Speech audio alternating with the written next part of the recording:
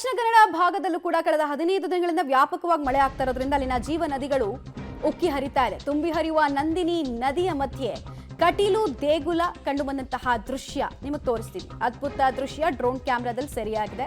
ದುರ್ಗಾ ಪರಮೇಶ್ವರಿ ದೇವಸ್ಥಾನವನ್ನ ನಂದಿನಿ ನದಿ ಆವರಿಸಿಕೊಂಡಿರುವಂತಹ ದೃಶ್ಯ ಇದು. ಕಟೀಲು ಕ್ಷೇತ್ರದ ವಿಹಂಗಮ ನೋಟ ಡ್ರೋನ್ ಕ್ಯಾಮೆರಾದಲ್ಲಿ ಸೆರೆಯಾಗಿದೆ. ತುಂಬಿ ಹರಿತಾ ಇರುವಂತಹ ನಂದಿನಿ ನದಿ ಮಧ್ಯೆ ಕಟೀಲು ದೇಗುಲ ಕಂಡು ಬಂದಿದ್ದು ಹೀಗೆ ನೋಡಿ.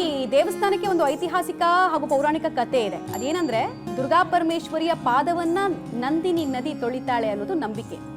ಸೊ ಅದೇ ರೀತಿ ಕಾಣಿಸುತ್ತೆ ಚಿತ್ರಣ. ಅಂದ್ರೆ ಕಟೀಲು ದೇವಸ್ಥಾನದ ಅಂಗಳದಲ್ಲೆಲ್ಲ ನಂದಿನಿ ನದಿಯ ನೀರು ಹರಿಯುತ್ತೆ, ಫ್ಲಡ್ ಆಗುತ್ತೆ. ಬಟ್ ದೇವಸ್ಥಾನಕ್ಕೆ ಯಾವುದೇ ಹಾನಿ ಆಗಲ್ಲ, ಜಸ್ಟ್ ಪಾದವನ್ನ ತೊಳೆಯುವಂತಹ ದೃಶ್ಯ ಕಾಣಿಸುತ್ತೆ.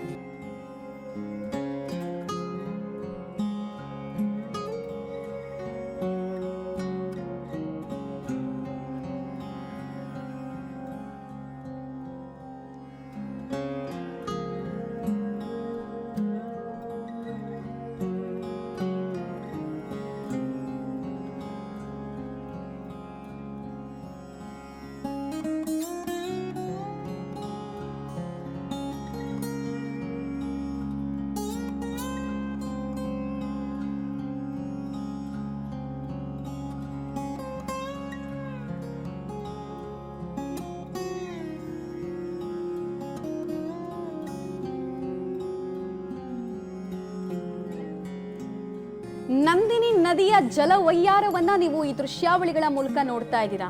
ಕಟೀಲು ದುರ್ಗಾ ಪರಮೇಶ್ವರಿ ದೇವಸ್ಥಾನ ಮಧ್ಯಭಾಗದಲ್ಲಿದೆ. ಸೊ ನಂದಿನಿ ನದಿಯ ಹರಿವು ವೇಗವನ್ನ ಹೇಗೆ ಪಡ್ಕೊಂಡಿದೆ, ನಿರಂತರ ಮಳೆ ಆಗ್ತಿರೋ ಕಾರಣಕ್ಕೆ ಅನ್ನೋದನ್ನ ನೋಡ್ತಾ ಇದ್ದೀರಾ. ಆಕೆಯ ವಯ್ಯಾರವನ್ನ ನೀವು ಗಮನಿಸ್ತಾ ಇದ್ದೀರಾ, ನಂದಿನಿ ನದಿಯ ವಯ್ಯಾರವನ್ನ. ಸೊ ಕತೆ ಏನ್ ಹೇಳುತ್ತೆ, ಪೌರಾಣಿಕ ಕತೆ ಅಂತ ಅಂದ್ರೆ ದುರ್ಗಾ ಪರಮೇಶ್ವರಿಯ ಪಾದವನ್ನ ಈಕೆ ಬಂದು ಪ್ರತಿ ವರ್ಷ ತೊಳಿತಾಳೆ ಅನ್ನೋದು ನಂಬಿಕೆ.